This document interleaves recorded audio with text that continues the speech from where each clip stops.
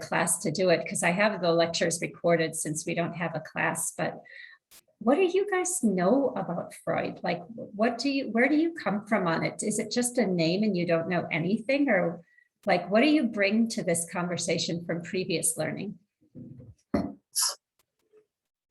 Anything or nothing, that's fine too. I'm just wondering what you know already.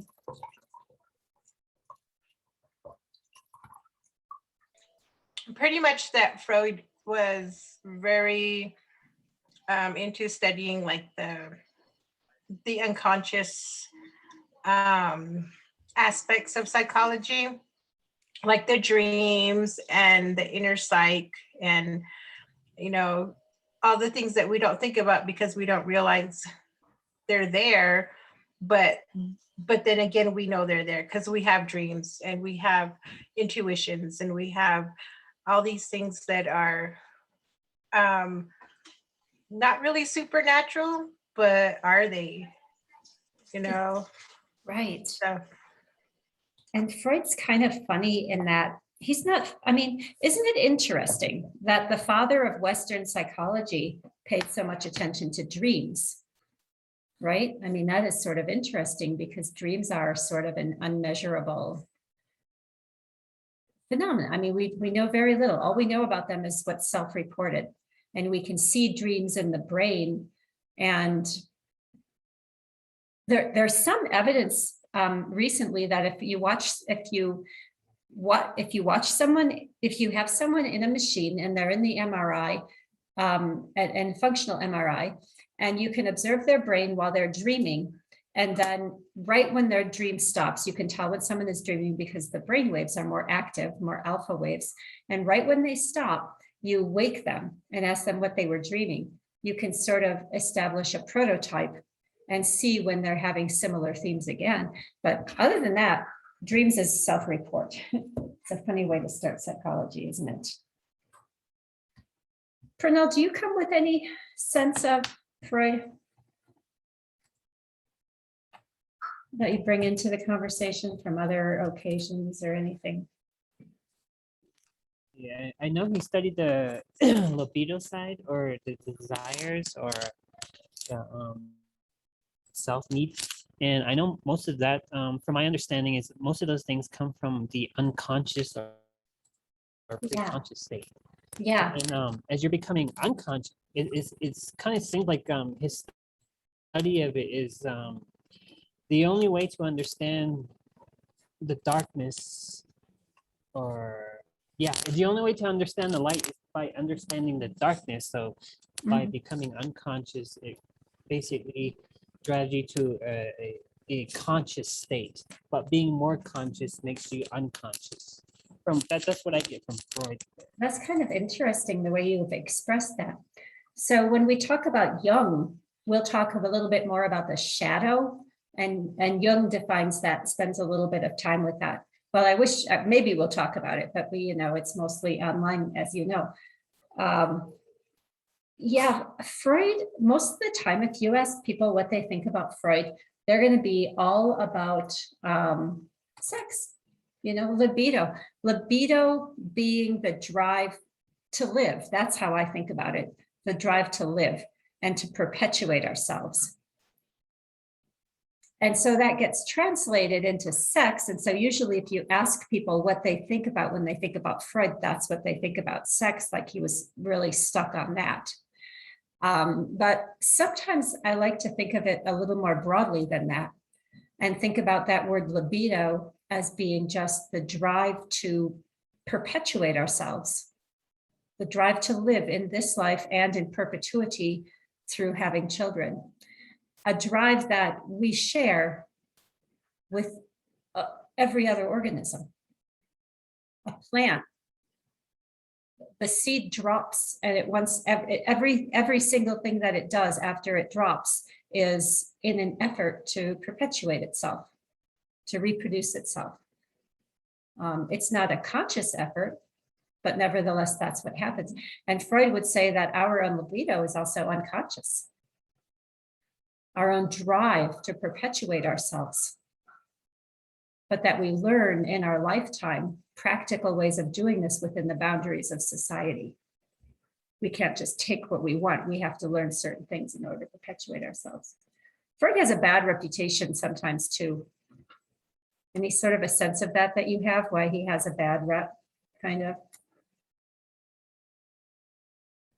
It's because he focuses so much on sex, for one thing. The other thing is he doesn't really know anything about women. I mean, back in that time when he was doing his work, women would have been pretty oppressed, not having much freedom. It was before they could vote. Women couldn't own property. You know, women were really undervalued and seen as sort of like a mystery, I think, in Freud's time. So his understanding of women is necessarily limited by the time he lived, you know. Have you heard, Joe, anything like that about Freud? About his like sort of limited understanding of women? Actually, that's new for me. I didn't really know that. Yeah. Would you mind if I just sort of show you a few of his illustrations that it's in the lecture, but do you mind if I sort of talk to you about them just to get us on the same page? Oh yeah, I would love that. Okay. I'm not going to go through the whole thing, but I want to just tell you certain things that are really critical to Freud. So I'm going to share my screen, and we'll just sort of talk about it. I won't do it hopefully in a way that's really kind of boring, but I'll just tell you a few of these ideas. So let's think first about consciousness. So we are conscious right now. And what do we mean by that? We know when we're unconscious. If you ever had surgery, you were rendered unconscious through the application of anesthetic. So you weren't aware of your surroundings. You couldn't speak, you couldn't talk, you didn't know where you were somewhere else. Your active consciousness was suppressed. And so we can think of consciousness as being this state of being awake and aware of your surroundings. And so right now you're sitting in the chair, you know why you're there. Whatever you're thinking and feeling, whatever's going through you, a lot of it you're conscious of, you're aware, oh, I've got an itch. So you can become conscious of all these things. So what Freud posits for us, and I'm going to keep with this iceberg analogy, because we're going to use this again when we get to talking about Jung. So what we would want to think of is the person as this iceberg floating in the water. And we won't identify the water right now, except to say maybe that it's your life. And most of it is down below the water, right? You can't see it, you're not aware of it. What's on top, that little bit of the iceberg that's sticking above the water, that's all we know of ourselves. Just that little bit. What's happening right now, right here. And then we have a pre-conscious. We have things we can retrieve and know that about ourselves. Like, oh gosh, I just still am scared of balloons from that one time when that balloon popped right in my face. We can retrieve memories. So that sort of thing is available to us underneath the surface. We call this our psyche. So our conscious is our present awareness, and then our pre-conscious, we can get to it, the things we remember. But even that is relatively small. And the bulk of who we are, Freud would say, is this unconscious. And I can't see what it says on there, but those are all the drives and motivations that happened in our personal background. So Freud offers that we are this iceberg and there's nothing else. So all of our unconscious consists of things that happen to us, this being, this body. It could be this body even before birth, but this body, anything that happened to this body is what impacts us. That's a little different from Jung, as we'll see later. So everything is involved in this one single iceberg experience. And he links it to this idea. Let's see if I can write on my screen here with any skill. He links it to this idea of infantile amnesia.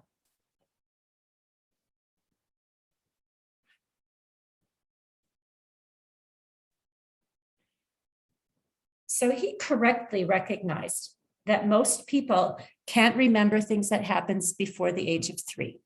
So at less than 3, there are very few memories, if any. And I'll just write it like that. And he calls that infantile amnesia, amnesia meaning we can't remember. Infantile referring to that very young period. So he says all the things that happened during that period of infantile amnesia piled up in our unconscious. So that one time that your mom and dad got in a fight while your mom was holding you, that piled up in your unconscious as a fear. Oh, shoot, I wrote on top of it. Unconscious, not in present awareness, not recalled. Sorry, I wrote on top of that. I wonder if I can erase it now. Oh, there we go. All right, so the unconscious, it's not in our awareness and we can't even remember it. The only way we can get to it is maybe through dreams, through Freudian slips, which are called parapraxis, which are little times when we mean to say one thing and we accidentally say another thing. Those can reveal things that are in our unconscious, or psychoanalysis, which we would talk about later if this was a normal class, which is a probing process where a person simply free talks, talk, whatever comes into their mind. And as they let go of conscious control of their talking, things from the unconscious are revealed. But they're always impacting us. They're like these motivators. They're pushing us to do things or feel things or think things. The unconscious being very, very powerful. Like any fear that you have that you can't understand, Freud would say came from the unconscious, something that happened to you during this very young stage of life that is now still impacting you. I have this example up here because I myself just can't stand things that might pop. Like I even get nervous pumping up my bike tire. I mean, I don't like balloons. I always try and get someone to put air in my tires. I don't like things that might pop. And maybe I'm just a scared person. Or maybe something happened when I was very young, when I was still having infantile amnesia, that created this fear of popping things and that I still hold today without knowing why. So what do you think about this idea of Freud's of this unconscious stemming from infantile amnesia?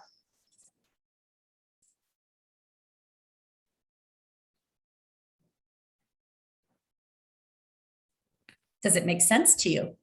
I think it makes sense. It's pretty interesting how when you're a kid, like you said, you can't really remember things after you're 3 years old. And that's where the ego stage comes in, the desire where things have to be met within your unconscious, mostly your desire. And then you get to a certain point where you become pre-conscious, or from the id to the ego.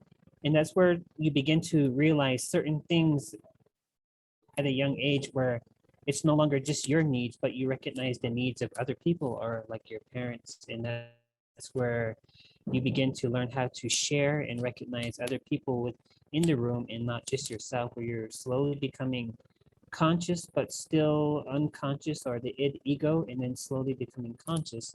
But within that time period, like you said, things do tend to happen to certain individuals as they grow up. Like myself, I've discovered that studying Freud and psychology has kind of helped me realize why I respond to certain situations or an environment that basically have an impact on me.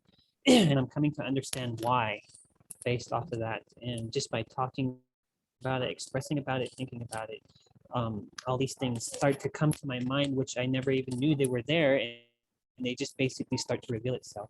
So a lot of what you're saying does make sense. Yeah. You see, this is why we have to value what Freud offered us and dismiss the things that were a product of its time. You were talking about id, ego, superego, and I'll just for the moment table that because we'll come to that in a little bit, but it's also related to this. And let me see, there was one more. Oh, I'm having old person amnesia because I forgot what I was going to say. Let me see here.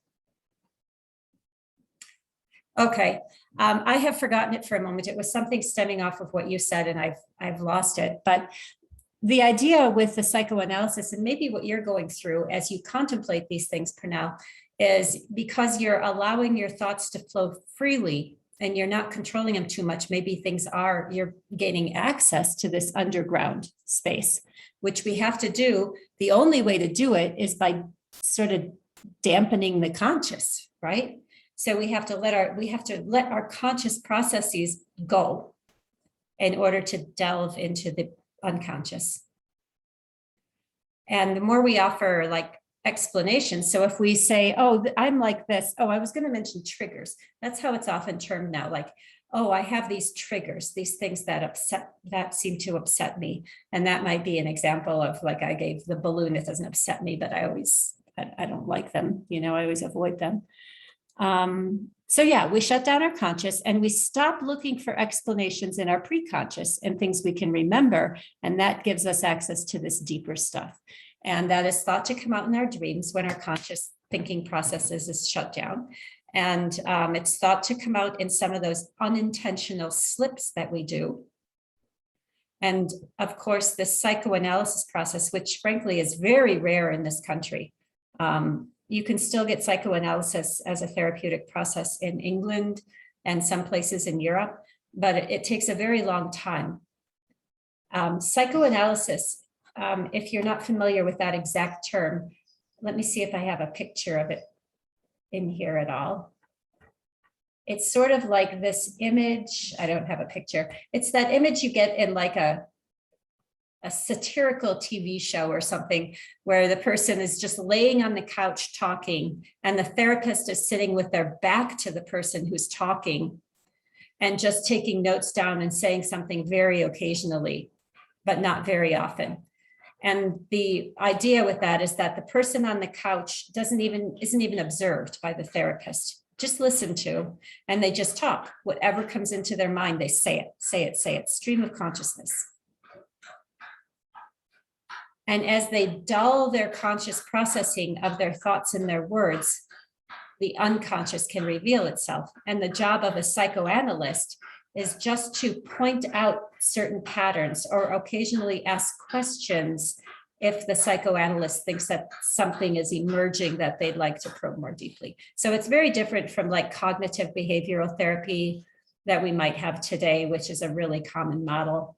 It's different from humanistic therapy, because really the idea is for the individual to probe their own unconscious with just the sort of intermittent guidance of the psychoanalyst. It takes a long time. Like you would go through this over a period of years, and that's why it doesn't happen much in this country. Insurance doesn't like to pay for that sort of thing. So as a consequence, he has this idea of psychic determinism. Determinism just means that we don't have any choice. It's predetermined. And in this case, it's psychic determinism because it's determined by our psyche. So all that we do, our motivations, drives, every time you do something that's in violation of your conscious intention, that's determined through that unconscious region of your brain, according to Freud. So you don't really have any choice. You might think you're going to go home and do your schoolwork today, exactly on time, but whatever's happening in your unconscious will be the determinant of whether or not you actually do that. And I asked you to watch a video. It's Brian Eagleman. It's a very entertaining, he's a very good speaker. He's at Baylor Medical School. And I heard him speak live. He was equally entertaining. And his program that he did about the brain is pretty good. There are 6 segments, and I'm asking you to watch just one, and it's this one about free will. So you'll see all of it. These little clips that you see in here, I used to have embedded in this content, and I would play them for you during the lecture, like if I was in a live class, but unfortunately, it's a violation of copyright law to post it on YouTube, so I couldn't. So I have you watch the whole thing. So our idea that we have free will, just an illusion. Any comments on this?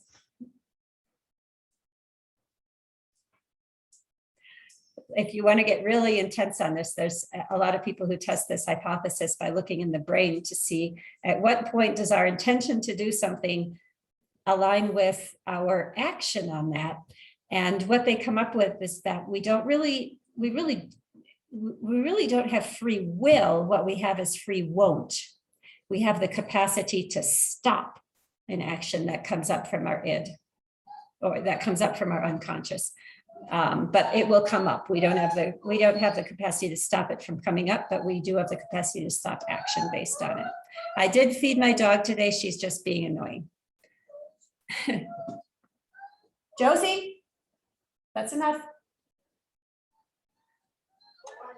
So what you were saying about having the ability to stop Yes. when your behaviors are being determined by an unconscious, Mhm. whatever, unconscious You can just say imprint or whatever. Yeah, I was, before you said that, that's actually what was going through my mind. Like if a person is suffering from a certain type of mental illness, maybe they're psychopaths or something, and they aren't really understanding why they do the things they do. Maybe they're doing crime, like violent crimes or crimes, aggressive crimes. How all that is it's interesting to me how if that's what his claim is, that is coming from an unconscious source. It's just all very interesting on how you would tame that or teach somebody the skills to stop those inclinations. This is a really good question. So the research about free won't does come again from brain imaging, and it's like a sort of a complex study that looks at the arising of the impulse and whether it comes before or after an action. It's pretty decent and interesting work. But in terms of interfering or activating the free won't, it comes from what we might just simply call the pause. And so what people are taught to do very often through a mindfulness practice is to instill a gap between a motivation, a drive that the person doesn't want to have, like someone who has a drive to harm some, or someone who doesn't manage their anger well and hits, to insert a pause between the impulse and the action. There is a space in there that we can magnify and expand. And that is it. So the impulse arises, but you don't have to act on it at that point. All you do is you put a pause. You just put a space in there. And in that space, you can exert your conscious control over that action. But because we don't, in our human existence in this time, we don't teach ourselves this. We don't teach our children this. We don't teach our children about controlling their mind. We teach our children about controlling their bodies. But we don't teach them the skills to control things when the impulse arises, or even to recognize that an impulse is arising or that an emotion is arising. So hopefully, as we advance in psychology and as humans, we'll be able to learn these things ourselves, to recognize the arising of an unwanted impulse or an undesirable emotion, and have the sufficient control of our own minds to be able to insert the pause. Does that make sense to you? I'm not sure I explained it very well. Yeah, yes, that makes sense. So Control Go that ahead. you're talking about, Miss Ross, are you talking about where a person has to catch themselves in the moment of displaying some sort of unconscious behavior within that moment, catching yourself by being conscious or being aware of the behavior that's basically driving and controlling your whole mind and body? Would you have yes, to constantly catch yourself in that moment? But at the same time, it's kind of like how I would put it, like the understanding would be that your mind is basically both the robber and the cop trying to catch itself, but it's basically going back and forth. You know what I mean? yes, That type of mind state where you get to that certain point of understanding of how the mind is basically both the robber and the cop. So That's really well said. That's exactly the idea. And one researcher whose work I really admire, Jeffrey Schwartz, did some really intensive work on these ideas, working with people with obsessive compulsive disorder, which, and in that is a disorder where a person has impulses arise that the person knows are irrational, like their hands are clean, but they have this overwhelming impulse to wash their hands, for example. Jeffrey Schwartz says these people who have this impulse know the impulse is false. So what is it in the brain that knows that the impulse, that the hands aren't dirty? How can the person simultaneously be compelled to wash their hands and at the same time know their hands aren't dirty? And so he gave that cop. He would say the robber, so to speak, using your metaphor, the robber is that impulse that's arising through this faulty circuitry in the brain. But the cop is the one who knows the impulse is arising from faulty circuitry in the brain. They both exist, and he names the cop the wise advocate and says, instead of feeding the robber and giving into the impulse, let's feed the wise advocate. And let's feed the wise advocate by continually catching the robber. Now, I would add to this that a lot of work now in psychology is done with meditation. And there's a lot of different kinds of meditation. But what happens in meditation isn't that your thoughts go away, that somehow or other your unconscious stops sending desires and motivations up into you. That's not the case. It continues. That's what it does. It sends up impulses and thoughts you don't want, desires and all that stuff. But what you're doing in some forms of meditation is you're training yourself to just watch them like a movie on the screen in front of you and note them, make note of them. Don't push them away. Just watch them like a movie. And that's the training of the wise advocate that can eventually be so well trained in recognizing these things that are arising that it can insert a pause at any time, because the wise advocate has separated the conscious processes from that constant flow of drives and impulses emerging from the unconscious. And it's extremely effective. One time when I was in a meditation group, sometimes you sit there alone and you feel when you're meditating with others that you're the only one who's having all this stuff arise, and there must surely be something wrong with you. And one time I was in a group of perhaps 20 people, and the leader of the meditation practice asked everybody that when something arose, instead of just observing it, to voice it, whatever was arising, like cookies last week, Tuesday. And all the voices calling out the things that were arising really gave me a sense of realizing our shared humanity, that we all have this movie playing all the time arising from our unconscious, so that we can develop skill in distancing and rising above it.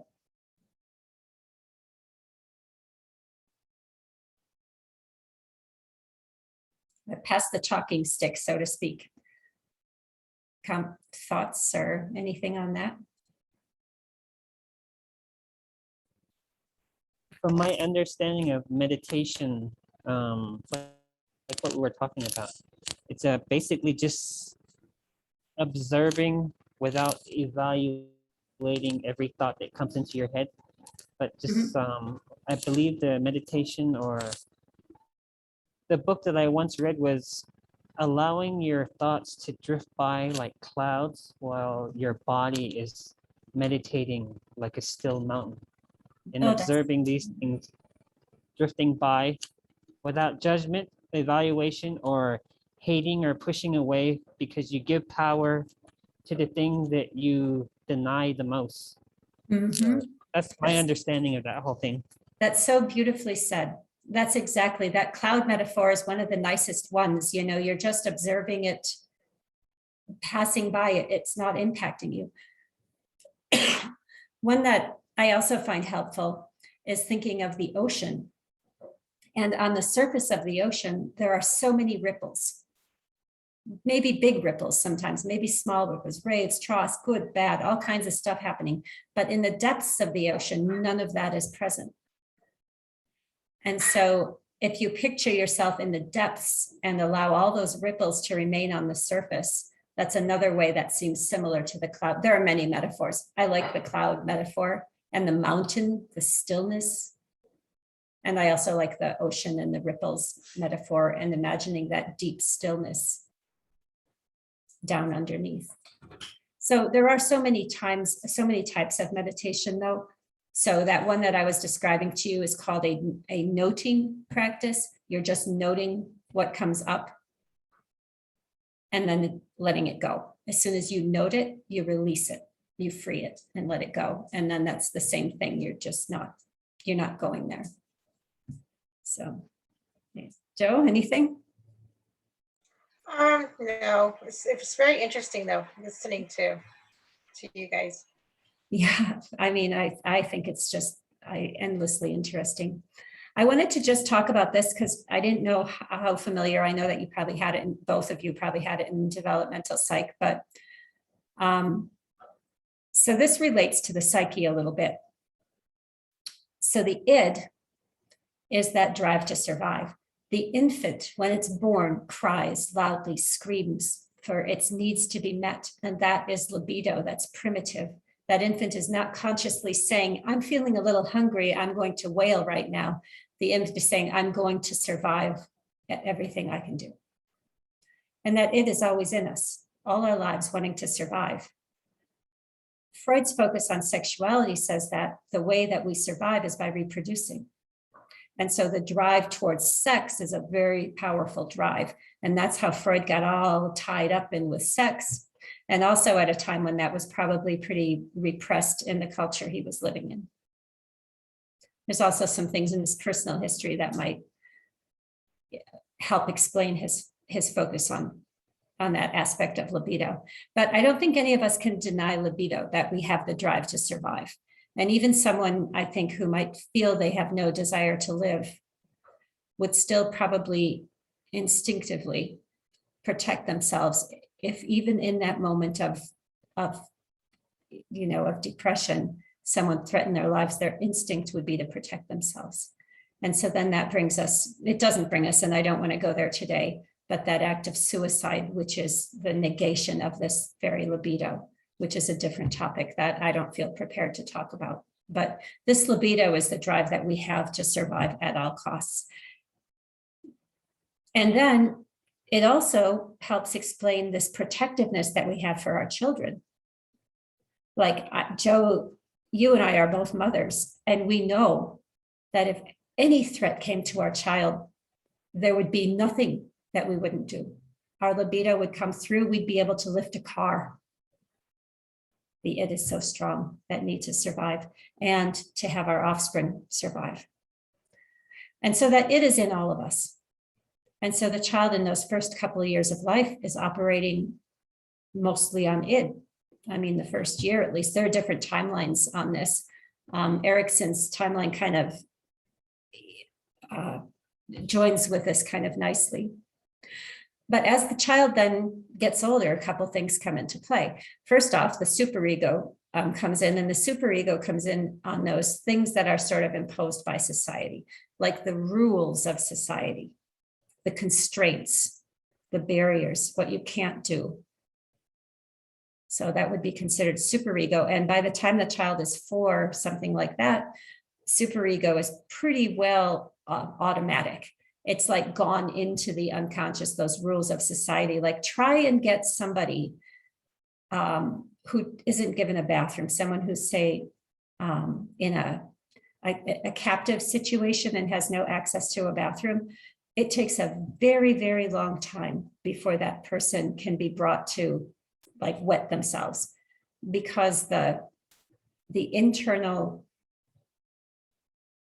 superego, the internalization of high practices of going to the bathroom are so deeply internalized that it's hard for the person to even get them out. So they become part of the unconscious.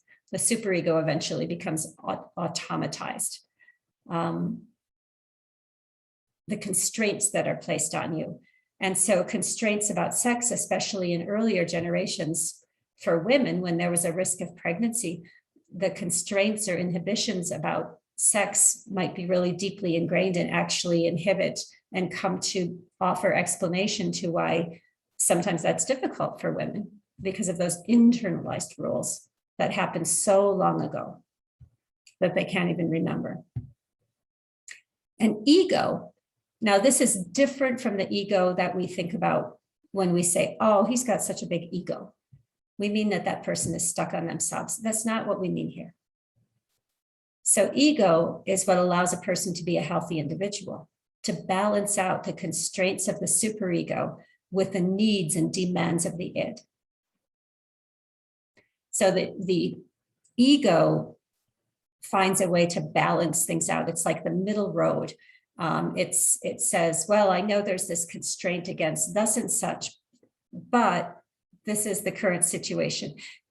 It allows a person to live and survive. It's pragmatic and practical. It knows what it needs to do to have its id needs met in light of the constraints of superego. What do you think? Is this consistent with your understanding of these concepts if you've had them before?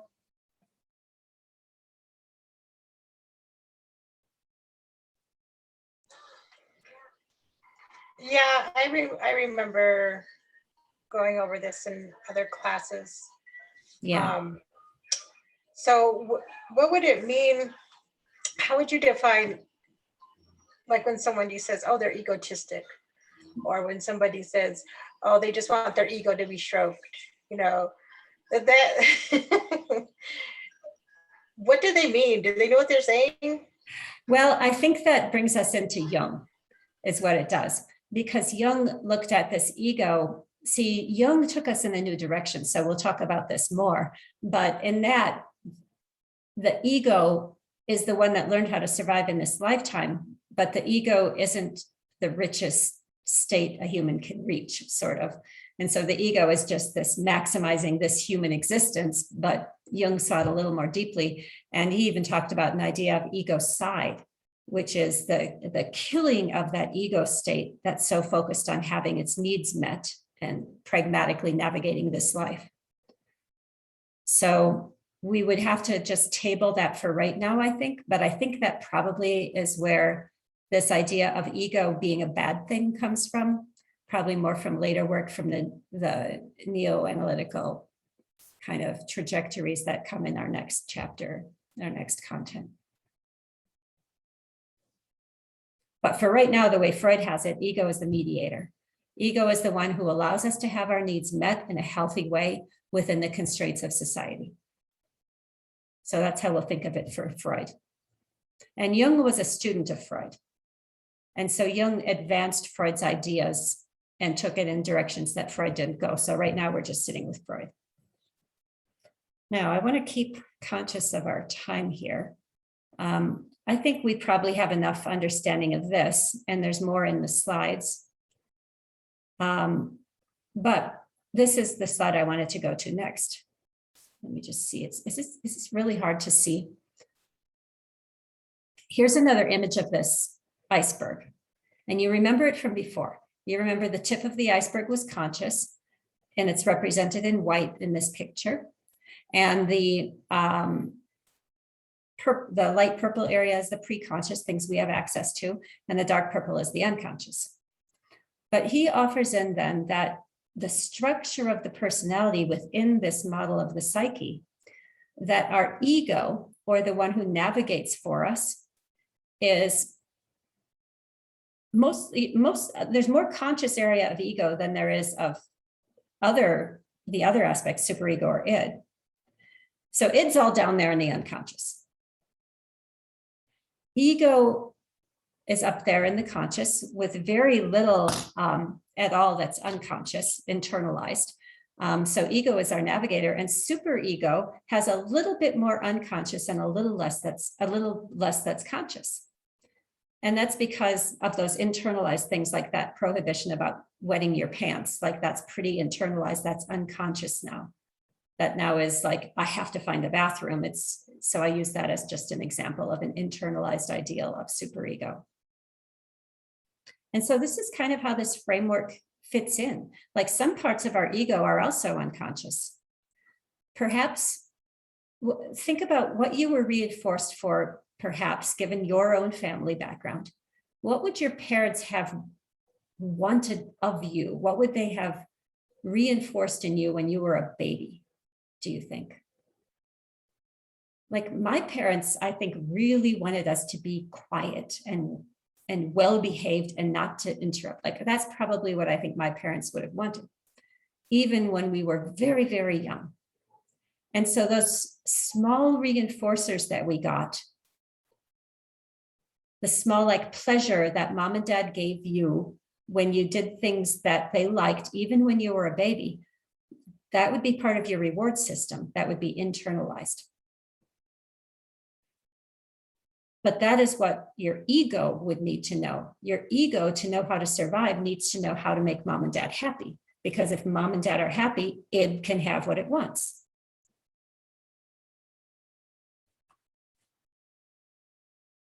Does that make sense? Am I explaining that well? Can you think of anything that your parents might have rewarded that if you did it, you would be making your parents happy? It's not a traumatic experience. It's just the little things that within your personal background that your parents might have rewarded. My daughter, from the time her girls were really little, I think she really rewards, I have to think about this a minute. She's really allowed them to become who they are. And I think she, I can't say that. I'd have to think about that. Oh, sorry, I lost. We lost you for a second there, Dr. Russ. And also the last parts of what you were saying were very spotty for me on my. I'm going to shut off my video and see if it helps. Does it help my voice, or are we all frozen out now? Does it help that my video is off?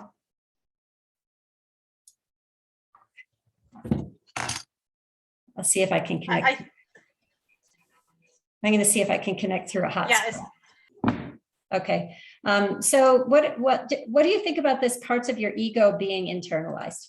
Can you think of any of those rewards that you might have gotten that would be like something that you do now as a way, like a little skill that you have, like being really cute and smiley, and then you get what you want, like that, something like that? What would your parents have really rewarded or liked you to do even when you were a baby? Oh no, did we lose our contact?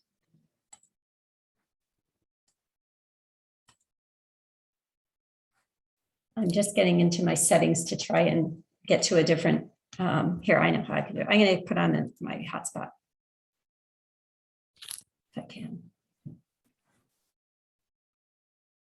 But if you can speak, you can go ahead if you understood what I was asking or anything.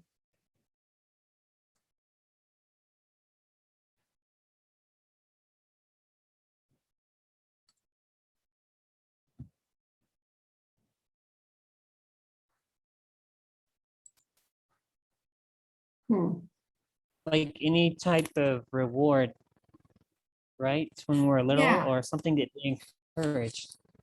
Okay. Really Hmm. little. What would your parents have encouraged that might lead you now to use that skill?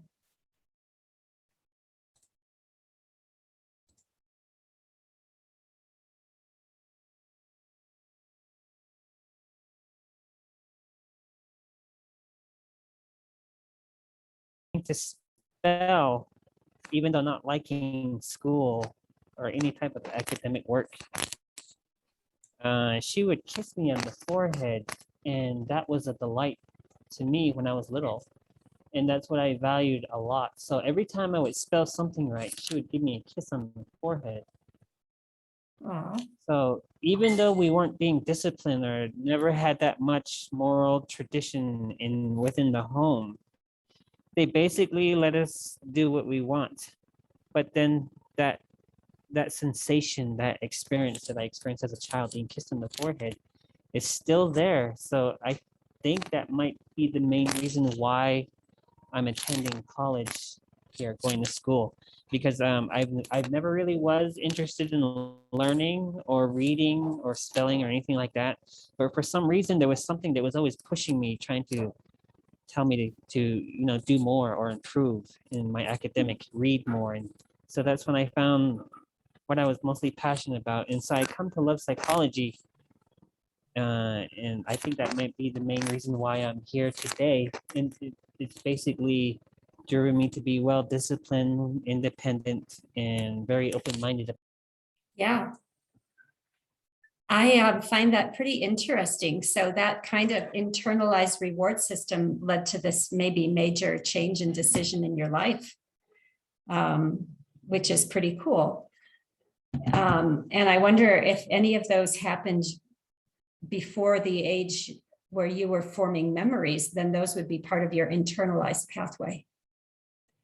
Joe, does anything like that come to mind for you? Things your parents would have rewarded you for?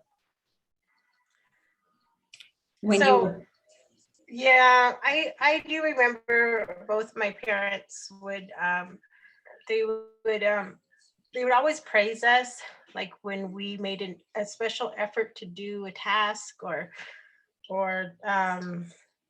yeah, that there would always be some kind of praise, but the praise would never be like dumbed down or nothing. It was always genuine, and it was always like, wow, and a lot of emotion behind it and encouragement, I guess, behind it.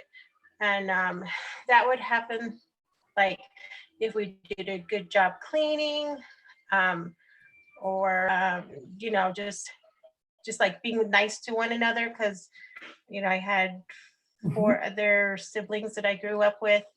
And, I think that really had a positive impact on me. And I can really relate to what Pernell was saying. I really like his story that he shared. it's beautiful, Pernell. I do too. I want to say, Joe, that I think you also have some really good ideas. And what both of you brought is your conscious memories of these reinforcers. And so now you travel back and try to imagine when you were a baby, when you were, say, just learning to walk. You wouldn't remember anything, but might your parents have rewarded you in a similar way with like, oh, what a nice job, you picked up your blocks. You would remember, but you would internalize those work habits or that little pleasure that you took, or maybe every time you laughed in a certain way, your dad got happy, or something like that when you're very, very little. So that's what we do when we think about how we could get these ego things internalized. We go back and think about how this might have played out before we were even conscious of what was happening. Now, we don't have much time, and this bandwidth problem is really a bummer. So I want to get into this projective test because you guys are going to be doing some analyses this week. And this picture right here is Freud facing down the demons. This is sort of along the lines of what Pernell was saying about how like this dark stuff is in our id driving us to do things. But he brought us psychoanalytic theory. And oh, this is the image. I did have it. This is kind of what traditional psychoanalysis would look like, with the therapist having that relatively inobtrusive role. But what the goal of psychoanalysis is to figure out what's in the unconscious, because if you can make it conscious, you can release it. So he did that through these dreams. He analyzed dreams, and he understood that dreams had a manifest content, like the actual events in the dream, but also a latent content, and that is what that manifest content represented. So if you dream of like always climbing up this hill and you're on top of the hill is your best friend, that might be the manifest content, and you can never get up the hill. He might say the latent content is this frustration you feel and always unable to get close enough to people, something like that. The second way is through these parapraxis or Freudian slips. And an example, I can never think of them in class live, so I have to like look them up and write them down, but I have a snore neck. And it might suggest that you're tired, like the word snore, replacing the word sore. I'm really bad at thinking of these in live time, but I think they're relatively minor anyhow. The psychoanalysis is this insight therapy that we've talked about, free association, where a person is just talking and talking and talking. And as they continue talking, they'll get more detail. And you have experienced a little bit of this. Like if someone asks you to retell a certain event, you might say, oh my gosh, I can hardly remember. But as you start talking about it, more details come to mind. I've certainly had that experience myself. And so when that happens, then, it's sort of like what happens in insight therapy. The more you talk, the more you understand. Writing can do that too. The more you write, sometimes the more you understand if you let go of your conscious thought processes. And so the last way are these projective personality measures. And so that's what you did the first week of class. So projective tests, the idea is that we can't ask you directly.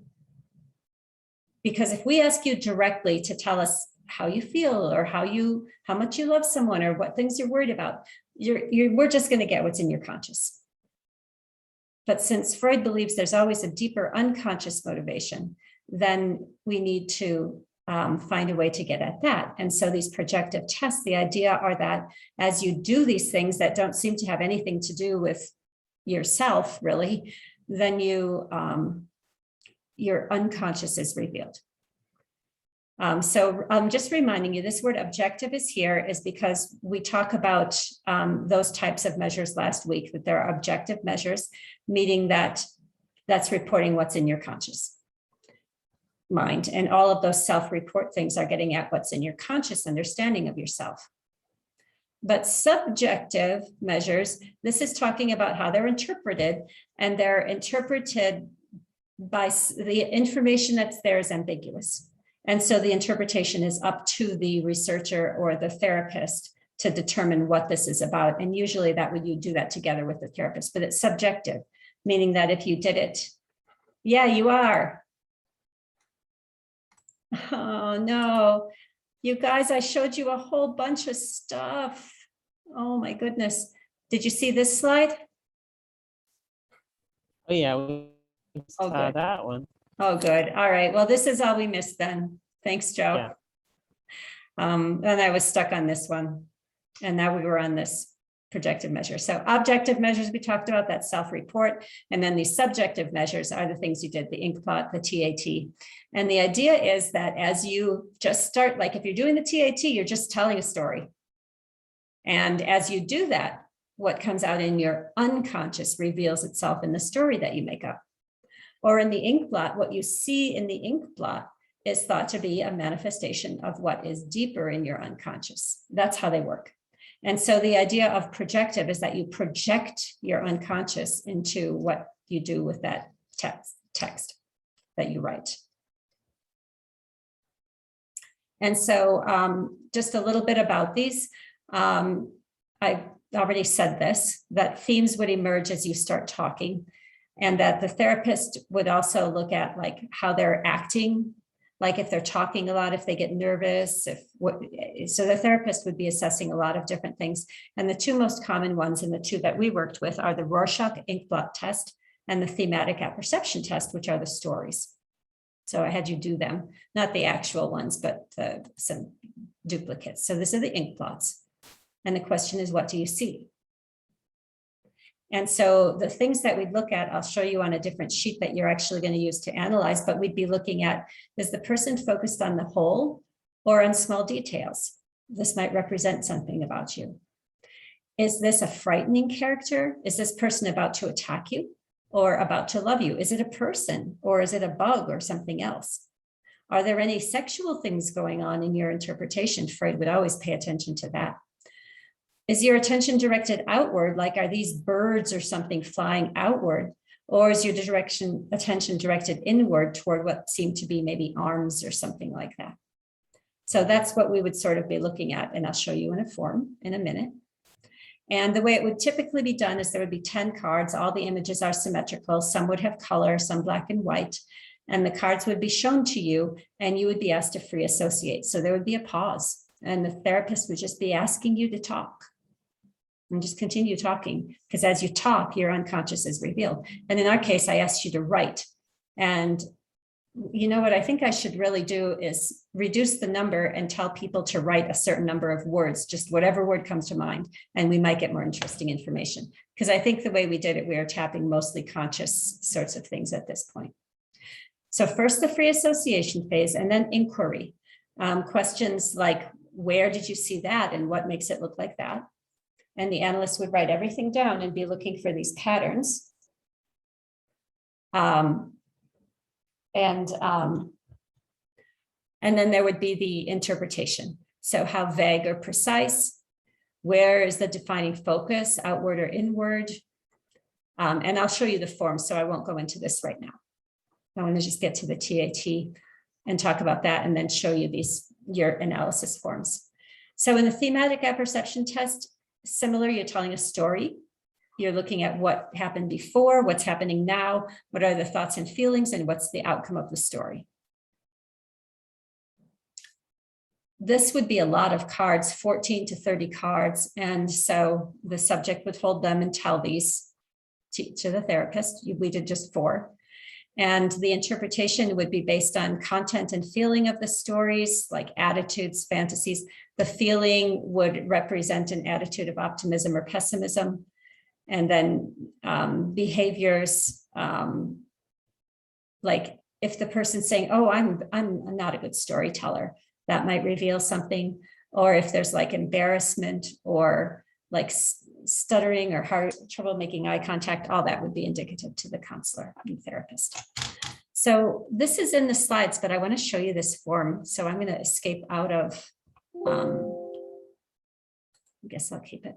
I want to escape out of there. So that's what you guys did. So I asked you to just write in the first week of class, and now we have these data.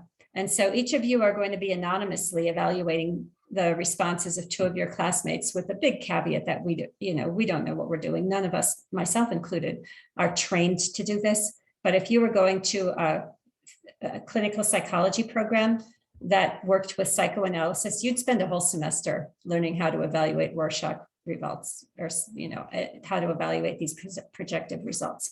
So we're just playing. So what we're doing doesn't really mean anything, but there's a reason that we're doing it. So I want to show you these evaluation tools, and then I probably better go because my son called me from Korea just now, and I want to get back to him.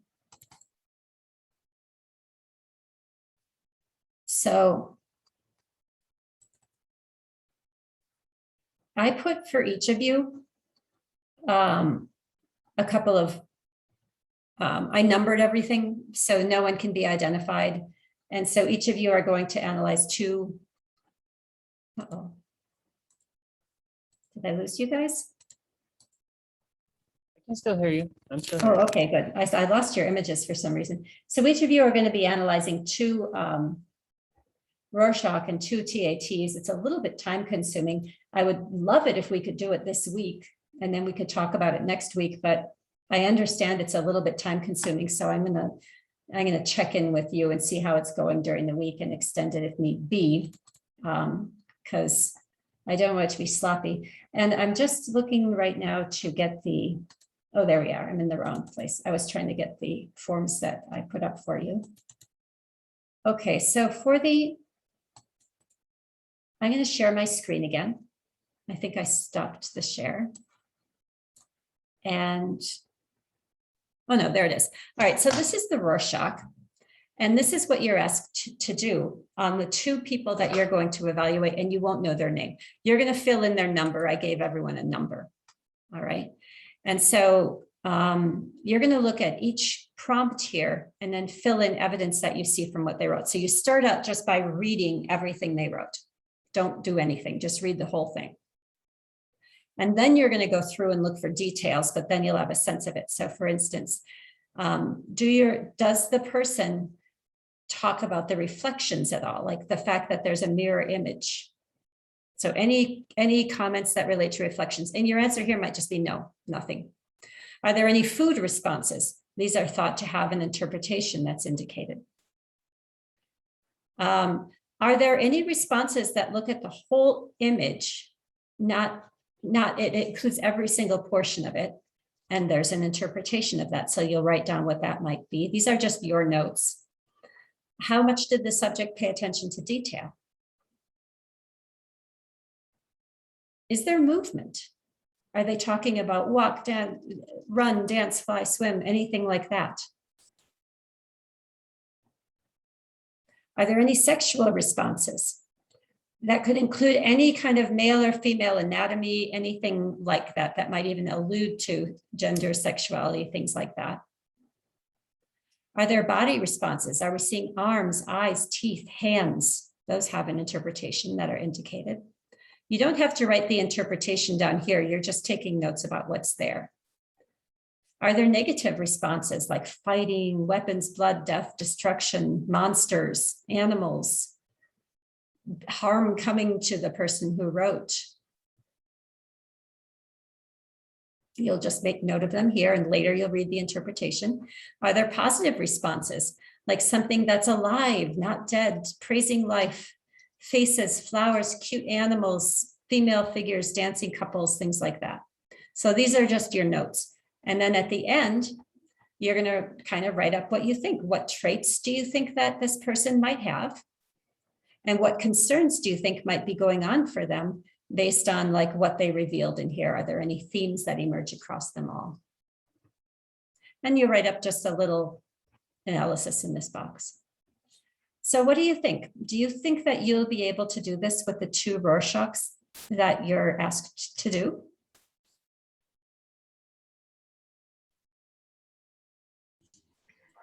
Yeah, I could give it a try. It's sort of fun in a way. I enjoy this kind of thing. I'm not sure if you all will, but I hope that you will. It's sort of a puzzle. It's interesting. And just because there's a lot of space there doesn't mean that you have to fill in a lot of things. It just means these are just your notes. And I think these boxes expand or something like that. And then I'll just give them the last page. I don't know for sure if I'll give whoever then they'll just have a number. They won't know you did the analysis. Your name won't be on this or anything like that. But then we'll talk about them. And we'll talk about things like inter-rater reliability, and we'll look for certain things like that. Sounds good. And then we're also doing the TAT, and then I'm going to sign you guys off. Unless you're ready to go sooner, that's fine. But the TAT is similar. There are really detailed instructions. And this is the one that I put up for you. And by the way, this is, oh, here it is actually. This is the short version. Though I trimmed it a lot from what you would actually do with this. So here is the one that I put up for you, and it's really similar. You're asked to just read the stories, and this is the images in case you forgot. And then you just put the ID and you follow the instructions and check boxes. So you're just looking for certain patterns. So in this analysis, we look at vectors, which are the direction of action within the story, which might represent a project motivation. We look at function, which might represent some sort of action. We look at conditions, which might represent how they're feeling about their lives. And then we interpret. So same thing. Yeah, we'll give it a try and see what we do with this. So we've been together for an hour and 7 minutes. Is there anything else you'd like to talk about or ask about before we sign off? No, nothing I can think of. Well, thanks for tuning in. I really appreciate the chance to talk with you about this. For me, it's really fun content, and I'm really glad you were here. Yeah. So, thank you. Pernell, oh, we maybe lost Pernell. Maybe that's what happened. Oh, yeah, he put on chat that he had to go.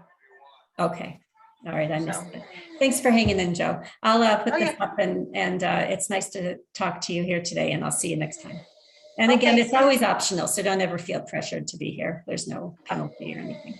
All right. Oh, yeah, there's definitely gonna be some times when I'm not gonna be able to, so, Okay. yeah, very cool. okay. All All right. right, thanks. Goodbye. Bye-bye.